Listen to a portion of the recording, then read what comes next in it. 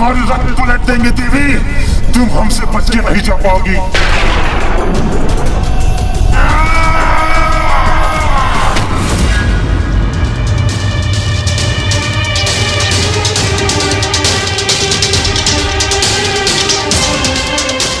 प्रभु चले गए और मैं उन्हें रोकने के लिए कुछ न कर सका।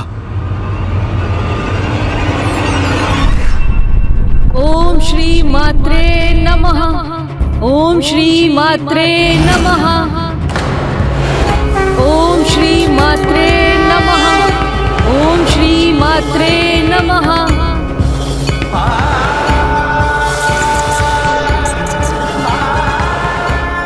माता, अविघ्नकर्ता यंत्र हमारे संकट को नष्ट करने स्वयं विघ्नहर्ता गणेश यहाँ आ गए हैं।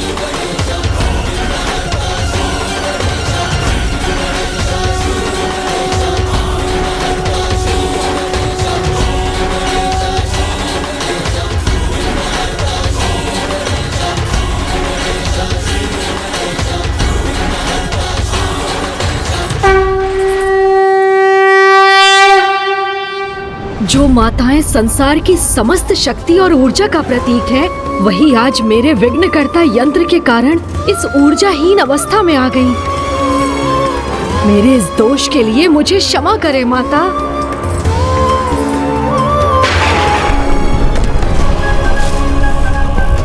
विघ्नकर्ता यंत्र का प्रभाव माता के निकट पहुंच रहा है।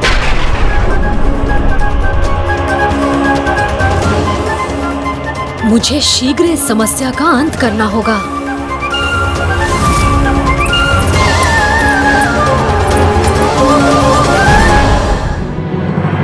पिताजी, मैं नहीं चाहती आपको कोई कष्ट पहुंचे।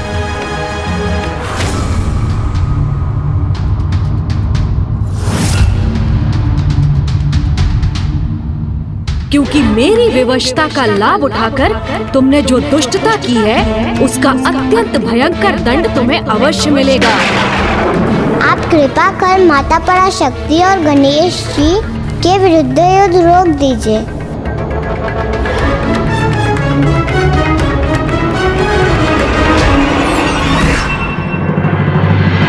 माता, आप मेरे यंत्र का मान रखने के लिए इसे नष्ट नहीं करेंगी, तो मैं भी संसार की परम शक्ति समस्त माताओं की माता की महिमा को कोई आघात नहीं होने दूंगा। इस यंत्र का प्रभाव आप तक पहुंचने के पहले ही इसे मैं नष्ट कर दूंगा।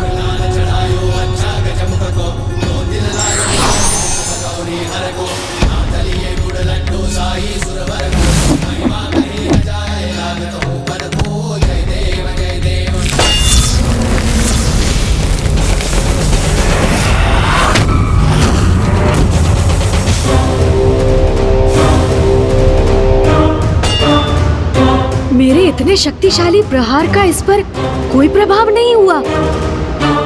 पुनः प्रयास करता हूँ।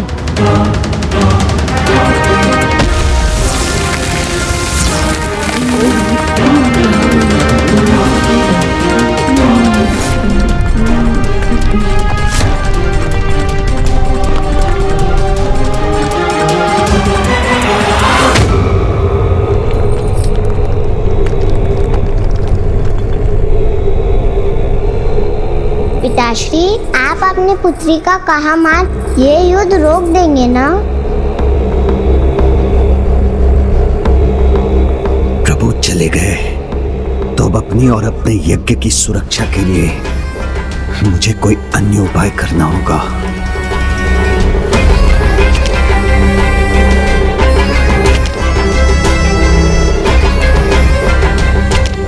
पिताश्री, आप और विचार मत कीजिए। बहुत उदार है। आप युद्ध रोक देंगे तो वो अवश्य आपको क्षमा कर देंगे।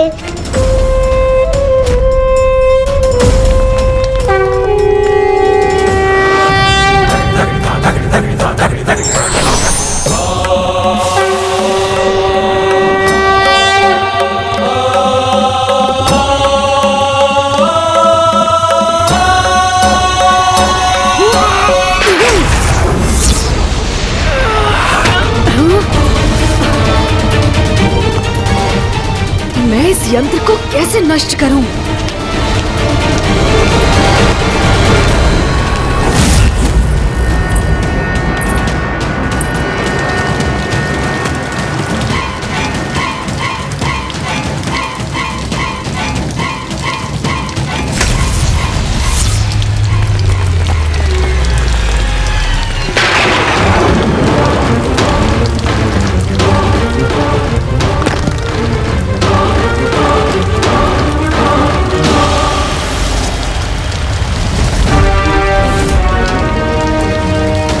गणेश जी की प्रतिमा का क्षतिग्रस्त होना शुभ संकेत नहीं।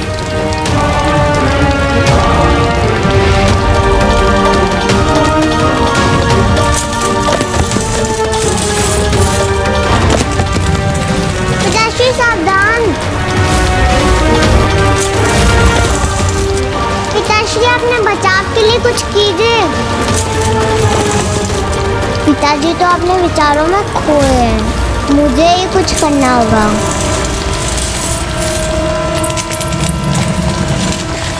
मैं इसे थाम लूंगी, किंतु इसे पिताजी पर नहीं गिरने दूंगी।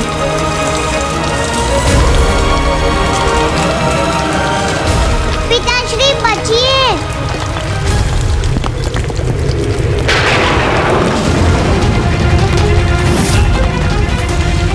मेरी नन्ही पुत्री मेरी रक्षा के लिए अपने प्राण दांव पर लगा रही है।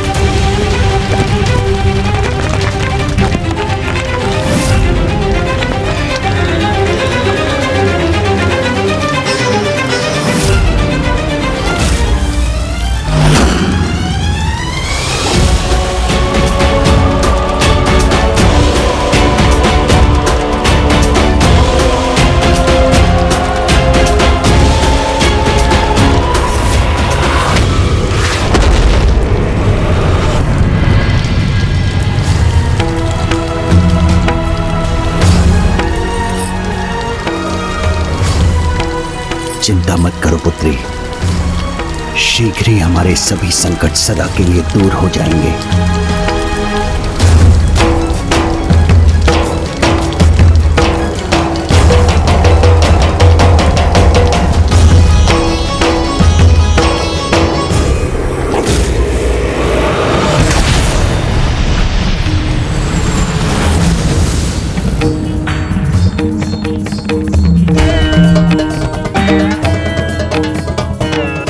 ये अनर्थ नहीं होने दूंगा मैं। माता की कृपा से इस यंत्र को अभी नष्ट करूंगा। ओम श्री मात्रे नमः। ओम श्री मात्रे नमः।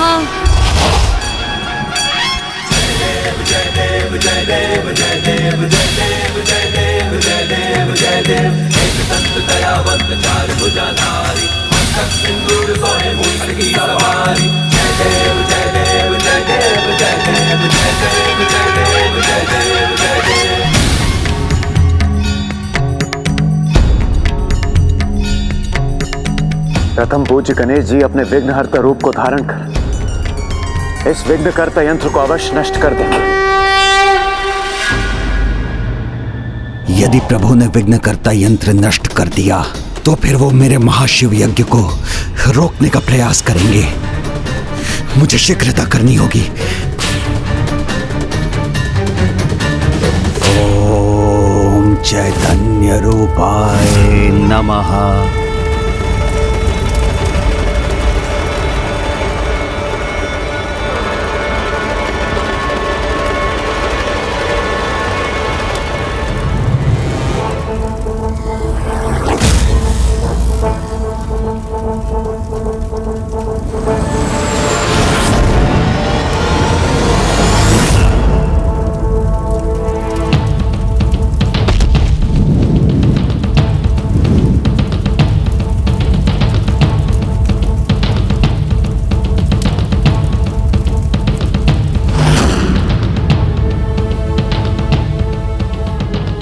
प्रभु गणेश जी, स्वयं आपका रचा, आपका परम भक्त हूं मैं, तो इतने शीघ्र भयभीत अथवा पराजित कैसे हो सकता हूं मैं? हम तुम्हारे रथ पलट देंगे देवी। तुम हमसे बच के नहीं जा पाओगी। हम तुम्हें बंदी बनाएंगे।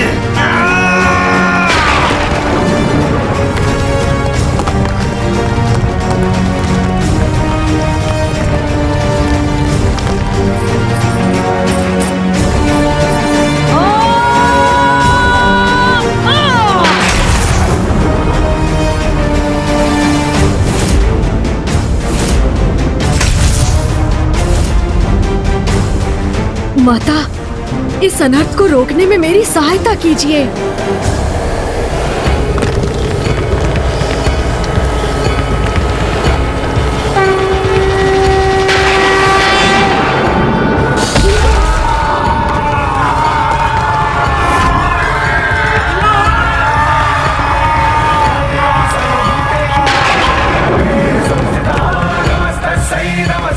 ये संकट अभी पूर्ण रूप से टला नहीं है।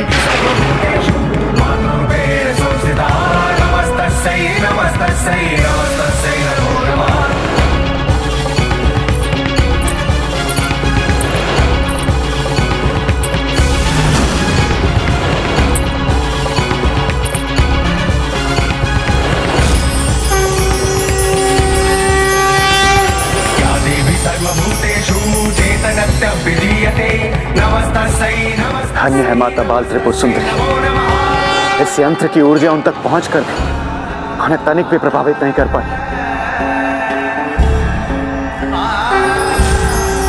ये माता की ही लीला है। प्रथम पूज्य गणेश के यंत्र की मर्यादा रखने हेतु सभी देवियों ने उसके प्रभाव को स्वीकार किया, किंतु जो सर्वोच्च शक्ति सभी शक्तियों का स्रोत है, उसे भला कोई यंत्र कैसे प्रभावित कर सकता है? आपने उचित कहा नारायण। वो जो संपूर्ण है, उसके लिए अंश को अपने भीतर समाहित करना कठिन कैसे हो सकता है? माता त्रिपुर बाल सुंदरी ने अभी तो इस यंत्र की नकारात्मक ऊर्जा को सोखकर उसके प्रभाव को रोक दिया है, किंतु जब तक ये यंत्र रहेगा, उसकी ऊर्जा श्री माता ललिता के लिए भी संकट उत्पन्न कर सकती है। मुझे शीघ्र कुछ करना चाहिए, किंतु क्या करूं मैं? क्या कारण है कि ये मेरे किसी भी प्रहार से नष्ट नहीं हो रहा? 8 भिन्न छोर, 8 की संख्या, कहीं इसके विनाश के लिए भी तो महत्वपूर्ण नहीं? माता, विघ्नहर्ता गणेश अपने ही विघ्नकर्ता यंत्र का विनाश करने में असमर्थ क्यों हो रहे हैं? ये अष्टकोणीय यंत्र तो तभी नष्ट होगा जब अष्ट गणेश एक साथ आकर इन पर प्रहार करेंगे। जब अष्ट गणेश एक साथ आकर इन पर प्रहार करेंगे। जब अष्ट गणेश एक साथ आकर इन पर प्रहार करेंगे। किसी भी भगवान का कोई भी अवतार एक समय पर किसी विशेष कारण से ही प्रकट होते हैं, किंतु अष्ट गणेश एक समय पर एक साथ कैसे आ सकते हैं? विघ्नकर्ता यंत्र का प्रभाव मुख्य देवी तक ना भी पहुंच सके, किंतु उन्हें अपने में ही उलझाए रखे, तो भी मैं अपना कार्य संपन्न कर दूंगा।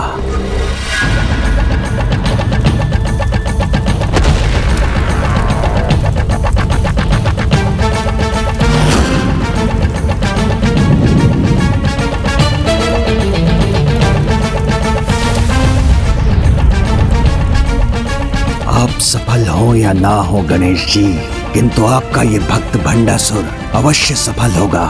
माता, जो असंभव है उसे संभव बनाकर मेरे अन्य 7 अवतारों को मेरे साथ मेरे यंत्र का नाश करने की शक्ति प्रदान करने की कृपा कीजिए।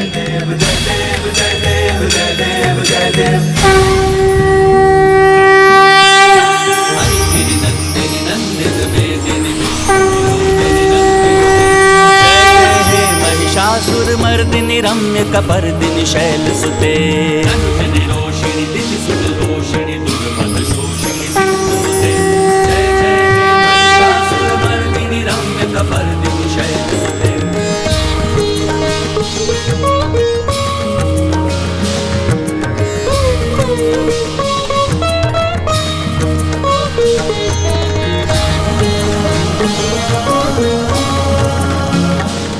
माता की लीला तो अपरंपार है, हमारी समझ के परे, किंतु माता अवश्य इस विकट स्थिति को सुलझाने के लिए ही आगे बढ़ी। वन प्रिय वासिनी हास रते शिरोमणि तुंग हिमलय श्रृंग निजालय मध्य गते।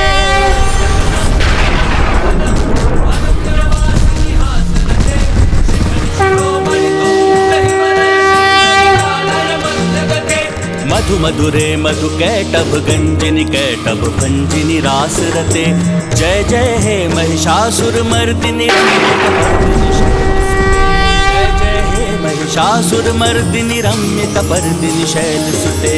जय जय हे महिषासुर मर्दिनी रम्य कपर्दिनी शैल सुते। जय जय हे महिषासुर मर्दिनी रम्य कपर्दिनी शैल सुते।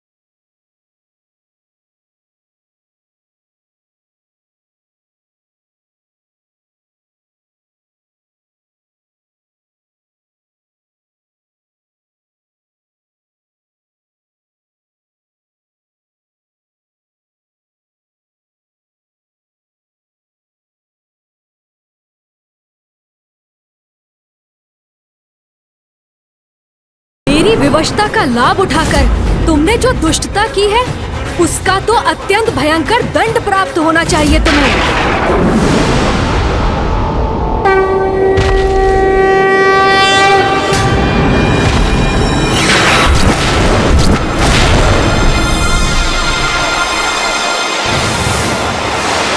मेरे उल्का मुख योद्धाओं तैयार हो जाओ।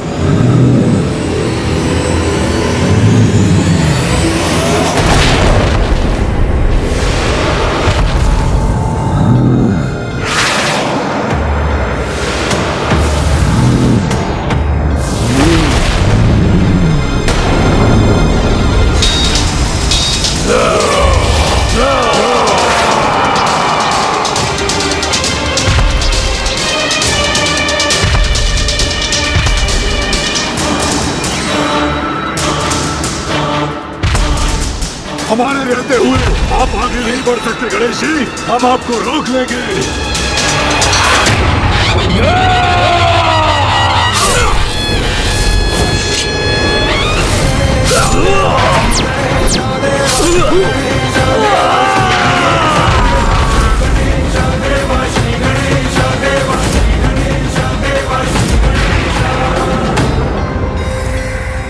प्रभु गणेश जी ने मेरे उल्का मुख योद्धाओं का संहार कर दिया।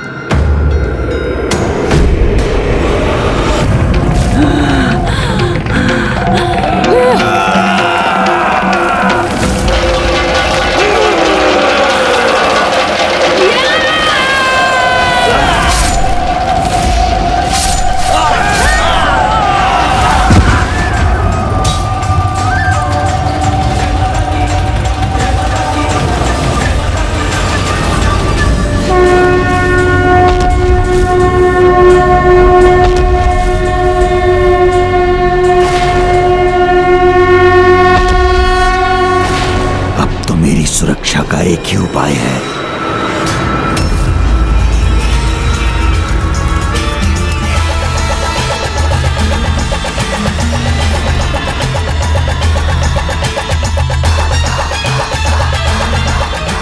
मेरा यज्ञ समाप्त होने को है, महाशिव प्रकट होते ही होंगे। बस थोड़ा और समय चाहिए मुझे।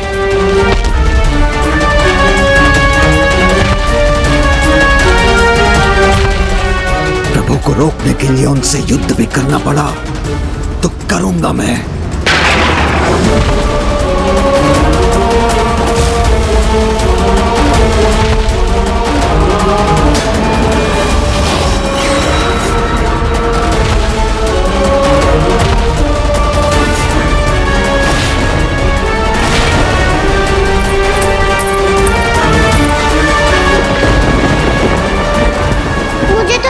पिताश्री मेरा काम मानकर युद्ध रोक देंगे, किंतु उन्होंने तो अपने हाथों में अस्त्र धारण कर लिया।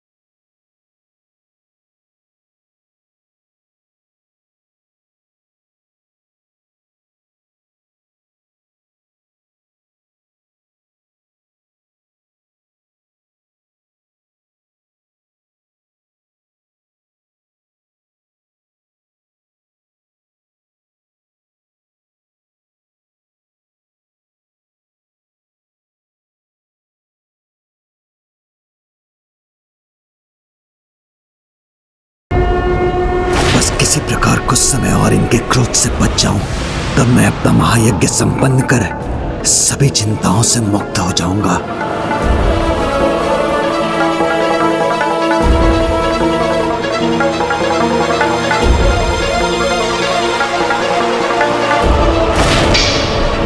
प्रभु, आप परवार कर आपका अपमान नहीं कर सकता। मैं आपका परम भक्त जो हूं प्रभु, सदा आपकी पूजा और सेवा में समर्पित रहने के लिए ही तो आपको सदा निकट रखा था प्रभु।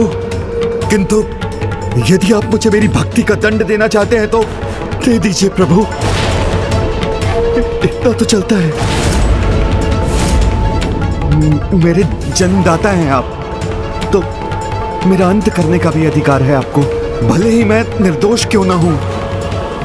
आप मेरे प्राण लेना चाहते हैं ना, तो लीजिए प्रभु।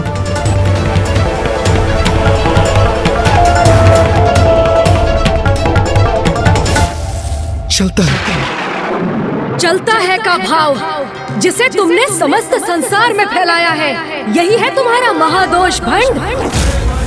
तुम वो हो जिसके लिए अपने भगवान को विवश करने का अधर्म करना चलता है, अपने स्वार्थ सिद्धि के लिए किसी को भी कष्ट देना चलता है, अपनी ही बहन को युद्ध विराम के समय रात्रि में आत्मघात करने पर विवश करने जैसा घृणित कार्य चलता है।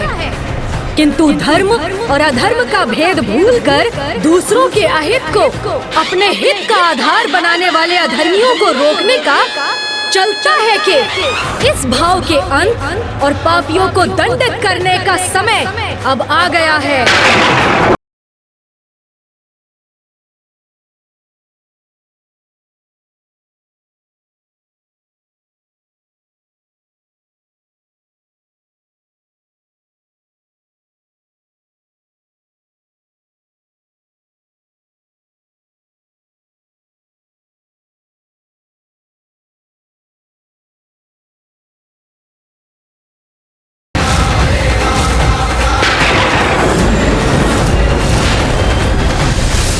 प्रभु, हे जानिदान,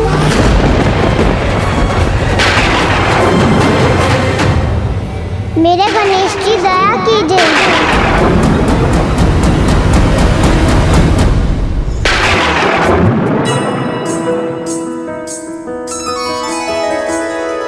जय गणेश जय गणेश जय गणेश देवा, माता जाकी पार्वती पिता महादेवा।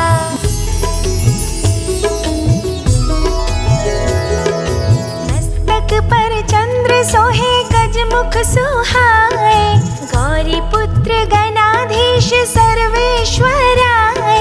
मस्तक पर चंद्र सोहे गजमुख सुहाए, गौरी पुत्र गणाधीश सर्वेश्वराय।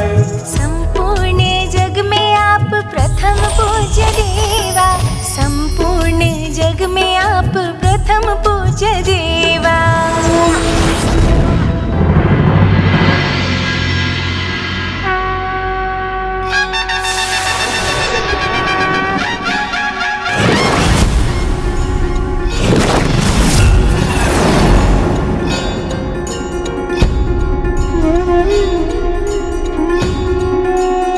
प्रणाम प्रभु गणेश जी, मेरी विनती सुनने के लिए आपको कोटि कोटि धन्यवाद। कल्याण हो।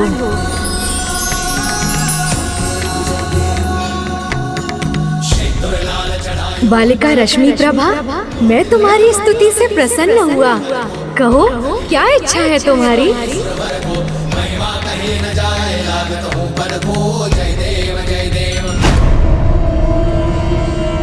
पिताश्री, आपके समान मैं भी आपसे बस नहीं करती हूँ, आपको खोना नहीं चाहती।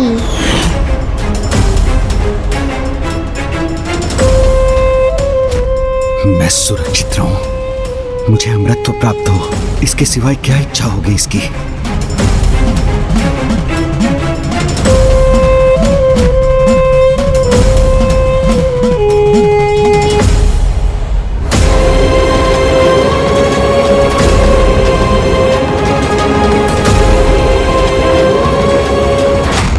विश्वास है मांगेगी ये लाभ मुझे होगा। मैं आपसे कोई वरदान नहीं मांगूंगी प्रभु, मैं तो आपकी भक्त हूँ और भगवान तो अपने भक्त की प्रत्येक इच्छा पूर्ण कर देते हैं, इसलिए मैं आपसे कुछ मांग कर आपको विवश नहीं करना चाहती। इसलिए मैं तो बस आपकी सेवा करने की इच्छा रखती हूँ। मुझे ज्ञात है अभी तो आपका पेट भरा हुआ है, किंतु मैं भविष्य में आपको अपने हाथों से खीर बनाकर खिलाना चाहती हूँ। आप आएंगे ना प्रभु? अवश्य आऊंगा। मेरी नहीं, इसे गणेश जी को खीर खिलाने की चिंता है। धन्यवाद प्रभु।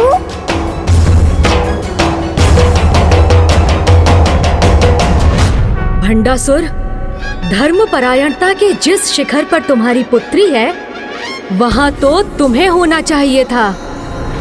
उसके समान तुम्हें भी ज्ञात होना चाहिए था कि अपने ईश्वर से प्रेम करना, उनकी स्तुति वंदना कर, उनकी भक्ति करना और उन्हें प्रसन्न कर उनकी इच्छा से वरदान प्राप्त करना धर्म की मर्यादा के अनुसार उचित है। किंतु जो तुमने किया, अपने ईश्वर को अपनी भक्ति से विवश कर उनकी अनिच्छा से शक्तियां प्राप्त करना सर्वथा अनुचित है, अधर्म है। और जो अधर्म से शक्तियां प्राप्त करता है वो आरंभ में शक्तिशाली अवश्य हो जाए, किंतु अंत में उसे भयंकर दुर्दशा का सामना अवश्य करना पड़ता है।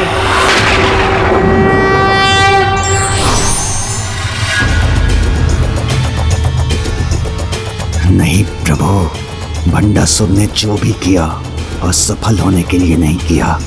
कुछ समय की बात और है, फिर आप स्वयं देखेंगे कि दुर्दशा होगी अवश्य, किंतु मेरी नहीं, उस देवी और उसकी देवी सेना की।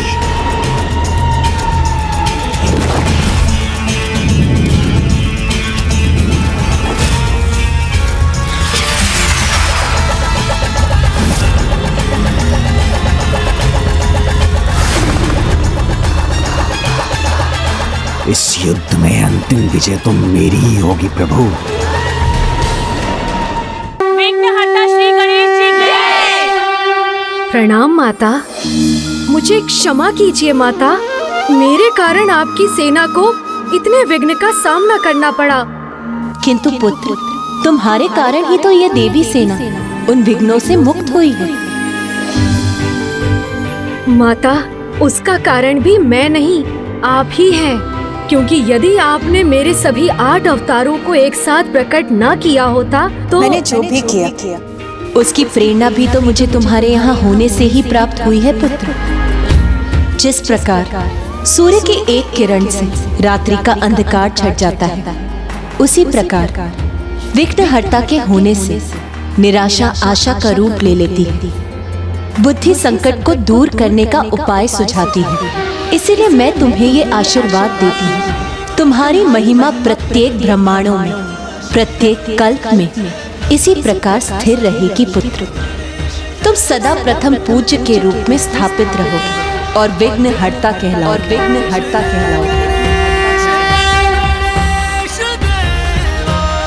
विघ्नहर्ता श्री गणेश जी की, विघ्नहर्ता श्री गणेश जी की।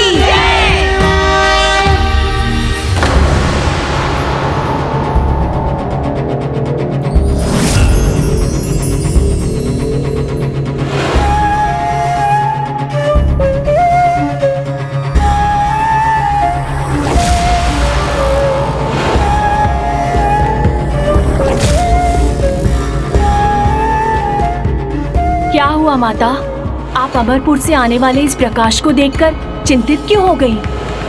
भंडासुर का प्रभु महाशिव आवाहन यज्ञ संपन्न होने वाला है। अब शीघ्र ही अमरपुर में महाशिव का आगमन होगा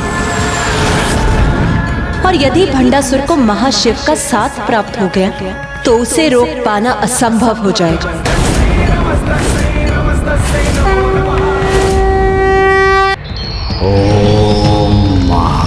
शिवाय नमः। ओम महाशिवाय नमः। ओम चैतन्य रूपाय नमः। ओम महाशिवाय नमः। ओम महाशिवाय नमः।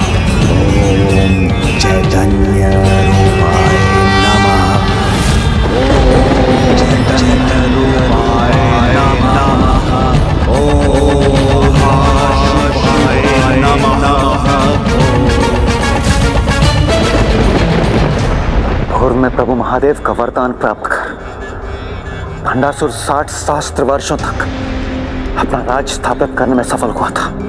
यदि इस बार उसने प्रभु महाशिव का वरदान प्राप्त कर लिया तो अनंत काल तक अपनी सत्ता स्थापित करने में सफल हो जाएगा। माता, पूर्व में जब आपकी सेना पर महादेव का रूप धरकर आए असुरों ने आक्रमण किया था तो उनका सत्य जानते हुए भी महादेव के रूप का मान रखने के लिए ही आपकी सेना में से किसी ने भी उन पर अस्त्र नहीं उठाए थे। फिर अब इन असुरों की पराजय कैसे होगी जब स्वयं प्रभु महाशिव उनके साथ होंगे?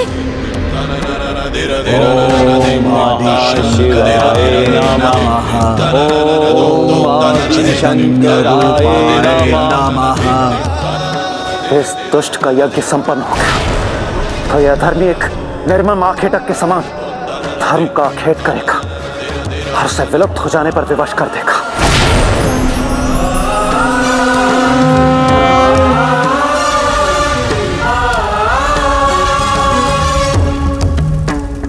माता, भंडासुर की तपस्या संपन्न होने में अब अधिक समय नहीं। शीघ्र ही प्रभु महाशिव के अमरपुर पहुंचने पर ये दुष्ट असुर अजय हो जाएगा, जिसमें अब मात्र प्रभु महाशिव के 2 पग आगे बढ़ने की ही देर है।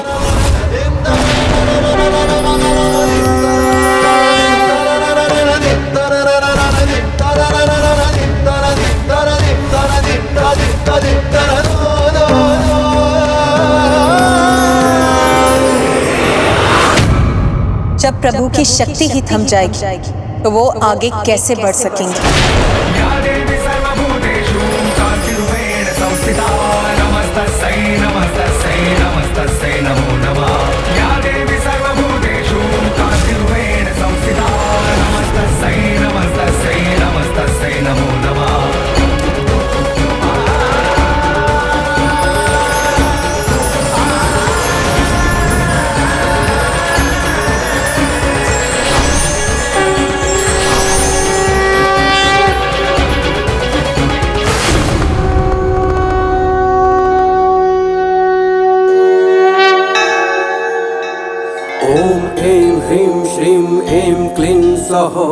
ओम नमस्त्रिपुरा सुंदरी हृदय देवी शिरो देवी शिखा देवी कवच देवी नेत्र देवी अस्त्र देवी कामेश्वरी भगमालिनी। प्रभु महाशिव हमारी दृष्टि से ओझल क्यों होने लगे? प्रभु के दिव्य तेज के स्थान पर यहाँ अंधकार क्यों छा गया? यहाँ आने के लिए पग बढ़ाकर भी प्रभु महाशिव यहाँ आए क्यों नहीं? शिव नहीं आए क्योंकि शक्ति नहीं आई, और अब महाशिव वहाँ आएंगे भी नहीं।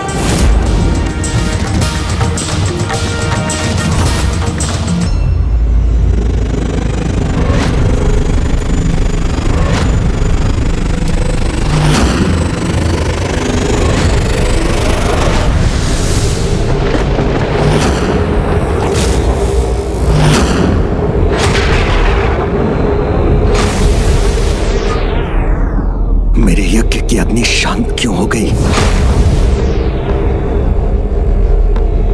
मेरी तपस्या संपन्न होने से पहले ही प्रभु महाशिव का आगमन क्यों रुक गया? यहाँ आने के लिए पग बढ़ाकर भी प्रभु महाशिव यहाँ आए क्यों नहीं? शिव नहीं आए क्योंकि शक्ति नहीं आई, और अब महाशिव वहाँ आएंगे भी नहीं।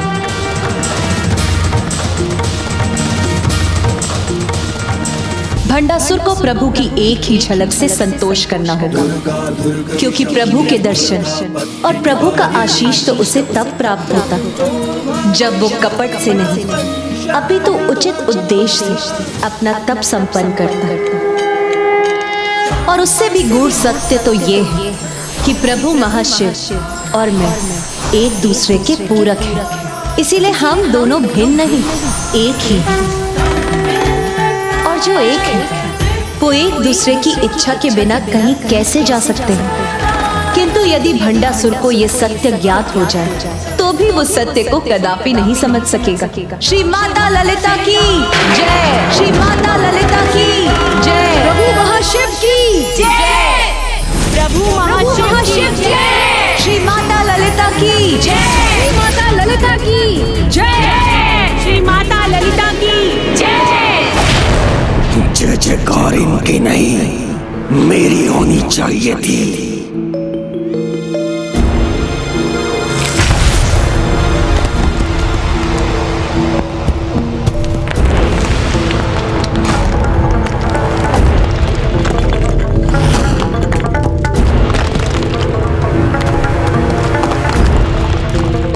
क्रोध से हो भयभीत संसार, ये उसी मायावी की माया है जिसने तुम्हारे यज्ञ को भंग कर तुम्हें पुनः विफल कर दिया और तुम कुछ भी ना कर सके। ईर्ष्या से मिलती है सत्ता। आज तो तुम्हारी विजय के साथ तुम्हारा गुणगान होना चाहिए था, किंतु उस मायाविनी ने सब कुछ छीन लिया तुमसे। मोह पाश में सब संसार, ना तुम उसकी माया के कारण प्रभु गणेश जी की कृपा से वंचित होते और ना ही तुम्हारा यज्ञ अधूरा रहता।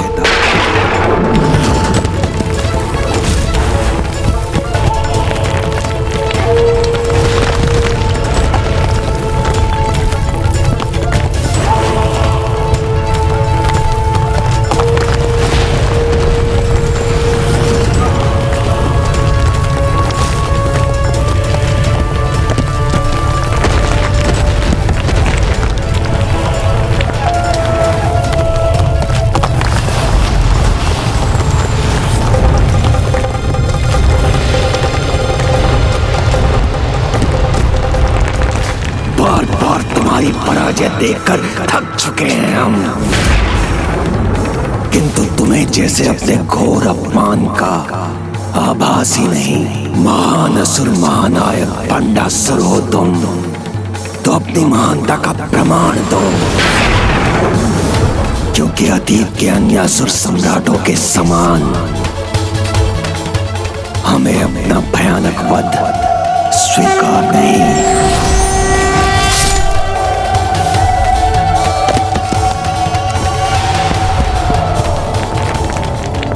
अब पीछे हटने में ही हमारी सुरक्षा है।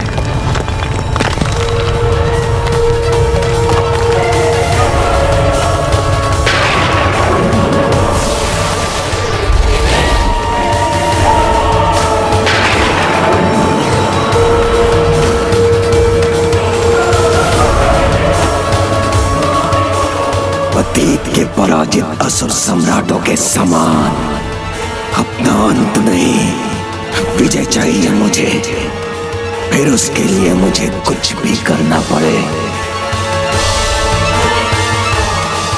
इतना तो चलता है।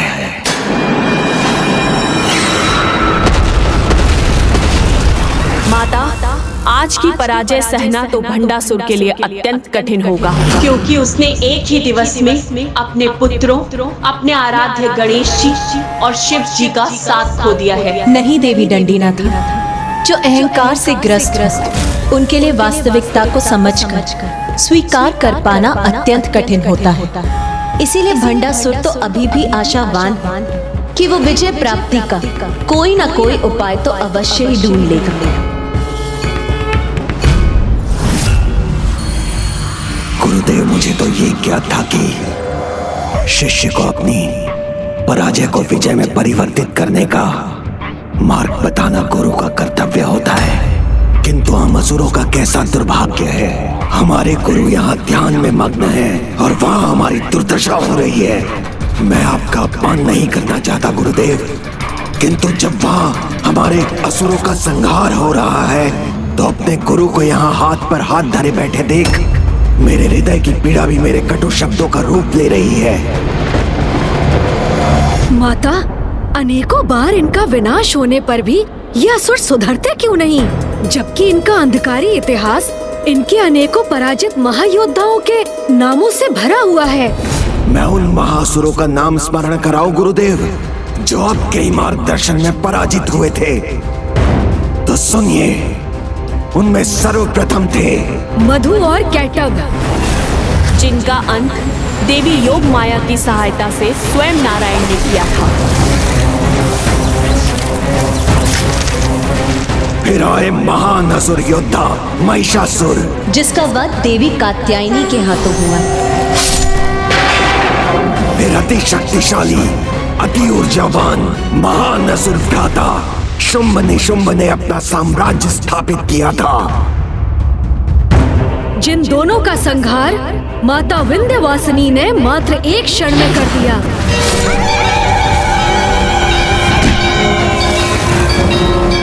फिर महाबली तारकासुर, माता पार्वती से प्राप्त शूल से ज्येष्ठ कार्तिकेय भैया ने उसका अंत किया। तारकासुर के उपरांत थी त्रिपुर के स्वामी त्रिपुरासुर। गणेश जी द्वारा निर्मित रथ पर सवार होकर मात्र एक ही बाण से स्वयं महादेव ने उसका सर्वनाश किया। फिर महासुर भ्राता हिरण्याक्ष और हिरण्यकश्यप, वो दोनों असुर नारायण के नरसिंह अवतार के द्वारा काल की भेंट चढ़े। सहस्त्रार्जुन, प्रभु परशुराम जी ने जिसका वध किया।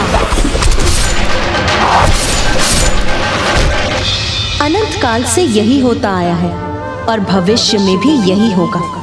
त्रेता युग में नारायण अपने श्री राम अवतार, भ्राता लक्ष्मण और महादेव के अवतार श्री हनुमान की सहायता से रावण, कुंभकर्ण और मेघनाद जैसे असुरों का वध करेंगे। उसके उपरांत माता और द्वापर युग में श्री नारायण कृष्ण अवतार लेकर कंस, शिशुपाल और दुर्योधन जैसे दुष्टों का वध करेंगे। किंतु माता, कलयुग में जब अधर्म का सर्वाधिक विस्तार होगा, तब अधर्मियों का अंत कैसे होगा? कलयुग में जब भंडासुर द्वारा रोपा गया चलता है का भाव अपने चरम पर पहुंचकर सभी मर्यादाओं का दमन करेगा, तब श्री हरि नारायण कल की अवतार लेंगे। बुराई का अंत कर अच्छाई का वर्चस्व स्थापित करेंगे और संसार के समक्ष ऐसे उदाहरण सदा प्रस्तुत होते रहेंगे जब अधर्म को बढ़ावा देने वाले असुरों का विनाश होगा। और कितने उदाहरण दूं मैं आपको गुरुदेव? सदा हमारे असुरों के साथ अन्याय ही हुआ है। हमारा भाग्य कब पलटेगा? क्या हमारे विजय का द्वार कभी नहीं खुलेगा? जब हर बार हमारा विनाश ही होता है, तो आप अपना कर्तव्य कहां निभा रहे हैं? हमारा गुरु होने का, हमारा मार्गदर्शन करने का। मैंने सदा अपने कर्तव्य का निर्वाह किया है, किंतु मेरा यह दुर्भाग्य है कि सभी असुर सम्राट अपने कर्तव्य पथ से हटकर अपने विनाश के मार्ग का चुनाव करते हैं। कभी लोभ तो कभी मद, कभी मोह तो कभी मात्सर्य, कभी काम तो कभी क्रोध के कारण असुर सम्राटों ने सदा अपने सर्वनाश को आमंत्रित किया है। और तुम वो सभी 6 विकारों के स्वामी हो। तुम्हारा भी वही परिणाम होगा, तुम्हारा भी सर्वनाश होगा।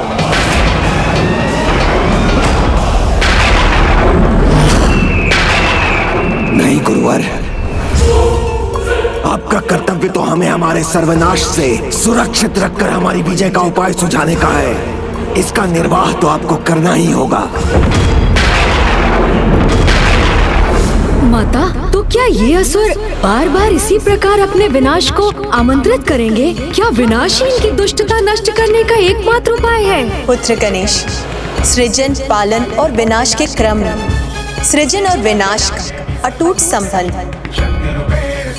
जैसे वन में धधकती अग्नि सब कुछ भस्म करते समय अत्यंत भयंकर लगती है, किंतु वो अपने विनाश से नए सृजन के लिए भूमि को तैयार भी करती है।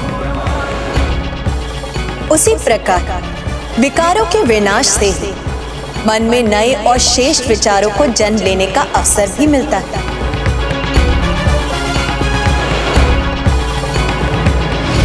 अपने भाग्य को परिवर्तित कर अपने विनाश को रोकने का चुनाव करने का अधिकार तो सभी सम्राटों के पास था, जिसका लाभ उन्होंने उठाया नहीं। किंतु तुम अभी भी अपने विवेक को जागृत कर वो चुनाव कर सकते हो जिससे तुम भी सुरक्षित रहो और असुर समाज भी।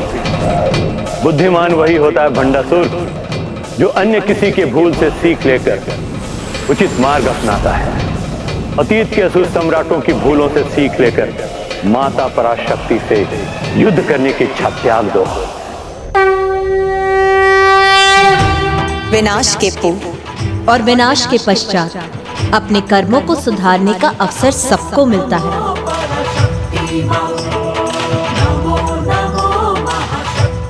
क्या तुम्हें ज्ञात है पुत्र, नवजात शिशु जन्म लेते ही रुदन क्यों करता है? माया के कारण।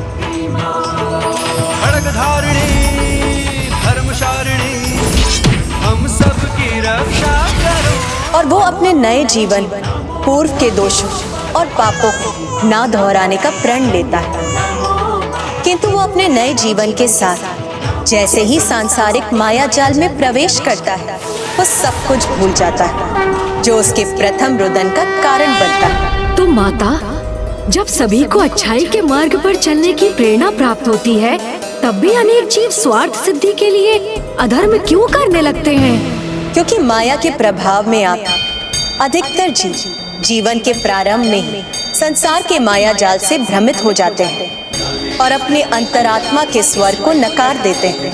किंतु कुछ जीव ऐसे भी होते हैं जो निरंतर इस माया जाल से संघर्ष करते रहते हैं। वही इस माया का रहस्य समझकर सुपथ पर लौटने में सफल हो पाते हैं, और वो माया कोई और नहीं, मैं ही हूँ।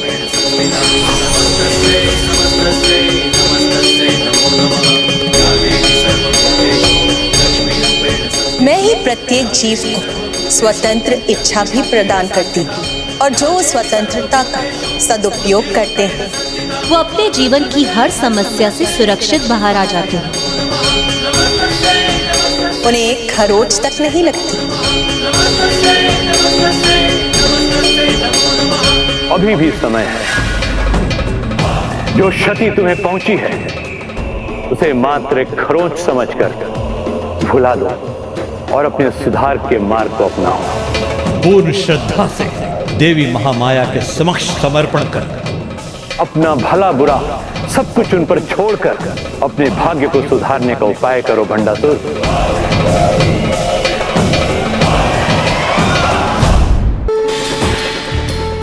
प्रत्येक भगवान ने अपने हाथों में जो अस्त्र धारण किए हैं उनका भी एक महत्व है। जैसे मेरे उग्र रूप में देवी काली के हाथों में कैंची विनाश का नहीं, जीव की पूर्व के बुरे कर्मों के प्रभाव को काटने का साधन है। और जो इस सत्य को समझते हैं वो देवी काली के सौम्य रूप के दर्शन कर पाते हैं। उन्हें ये रहस्य भी ज्ञात हो जाता है कि कर्मों का अच्छा बुरा फल प्रदान करने वाली भी मैं ही हूँ। तुम क्या हो उनके सामने जो स्वयं चैतन्य है? तुम उन पर विजय प्राप्त करने का उपाय चाहते हो ना? तो सुनो, उन करुणामयी माता को शक्ति से नहीं, एकमात्र भक्ति से ही प्रभावित किया जा सकता है। समय के अनंत धारा के किसी भी भाग में, किसी भी युग में जो सच्चे मन से ईश्वर का ध्यान करता है, मेरी कृपा दृष्टि से वही कर्मों के चक्रव्यूह से मुक्त हो पाता है। इसलिए चैतन्य महाशक्ति का नाम स्मरण कर सुधार लो अपने कर्मों को, अपने कपट और चलता है कि प्रवृत्ति को त्याग दो। माता के चरणों में गिरकर उनसे क्षमा याचना करो। अपनी इच्छा उनके अधीन कर उन्हें ही अपनी नियति निर्धारित करने दो। कहो भंडासुर, कर सकोगे ऐसा? मेरे बताए सरल और सुगम मार्ग पर चल सकोगे तुम? बोलो भंडासुर। गुरुदेव, मैंने आपसे अपने विनाश को रोकने का मार्ग पूछा था।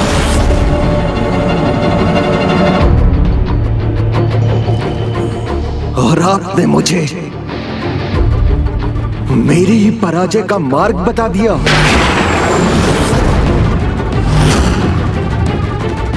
सुझाना ही है तो असुरों के इतिहास पर जो पराजय का कलंक है उसे मिटाने का उपाय समझाइए, अन्यथा उसका परिचय दीजिए जो मुझे ऐसा महाशक्तिशाली अस्त्र देने में समर्थ है जिससे मैं किसी को भी पराजित कर सकूं। मेरी परम शत्रु देवी पराशक्ति को भी। यदि यही तुम्हारी इच्छा है तो तुम्हें अपने दिवंगत पुरखों के पास जाना चाहिए। मात्र वही है जो महाशक्ति की शक्ति से सर्वाधिक परिचित है। असुरों के ये कल के नायक ही आज के असुर नायक की सहायता कर सकते हैं।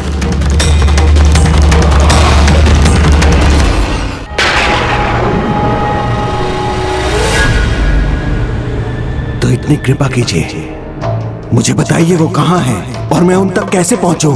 स्वर्ग उन्हें मिल नहीं सकता और अपने अत्यंत बुरे कर्मों के कारण नरक भी उनके लिए वर्जित है। शरीर का मोह, मृत्यु के बाद भी त्यागने में असमर्थ, वो सभी लोकों में सबसे भयंकर स्वर्ग और नरक के बीच ऐसे अंधकारी अधर में त्रिशंकु बने अनेकों भयानक कष्ट भोग रहे हैं, जहां वायु भी उनके संपर्क में आकर दूषित होने के भय से प्रवेश नहीं करते।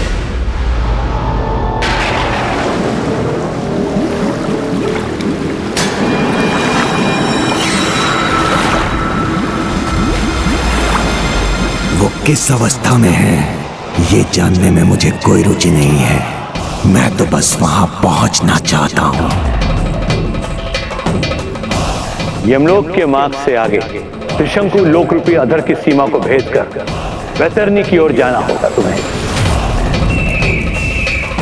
यदि तुम वैतरणी को पार कर सके तो मृत्यु के उपरांत असुरों के स्थान असुर पितृ पर्वत की चढ़ाई पार करनी होगी। किंतु स्मरण रहे, वहां जाना अत्यंत संकटमयी है, क्योंकि वहां जो प्रवेश करता है वो अपने बल और सामर्थ्य से वंचित हो जाता है। साहस भी कुछ समय ही साथ देता है। मुझे भयभीत मत कीजिए गुरुदेव, वहां पहुंचकर वहां से लौटने का उपाय बताइए बस। वहां पहुंचकर ना कहीं रुकना और ना पीछे मुड़कर देखना। वहां पहुंचकर आज तक कोई वापस नहीं लौट सका। अधिक संभावना है कि तुम्हारी मृत्यु के साथ अधर में अनंत काल तक अनेकों कष्ट झेलने पर विवश हो जाओ। तो बताओ मुझे, है इतना साहस? क्या अब भी जाना चाहते हो उस त्रिशंकु लोक में?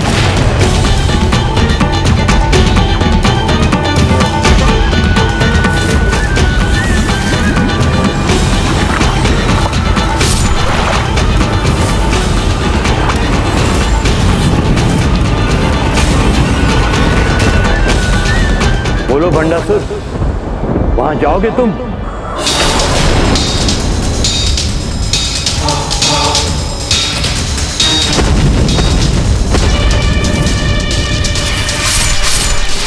मेरी विवशता का लाभ उठाकर तुमने जो दुष्टता की है उसका अत्यंत भयंकर दंड तुम्हें अवश्य मिलेगा।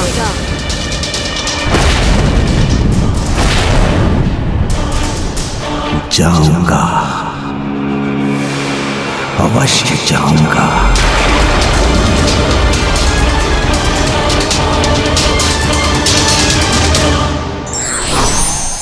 जीवन और भक्ति का सार समझने के लिए बुद्धि के तर्क वितर्क आवश्यक नहीं, उसके लिए तो सरल हृदय एवं निश्चल भाव ही पर्याप्त।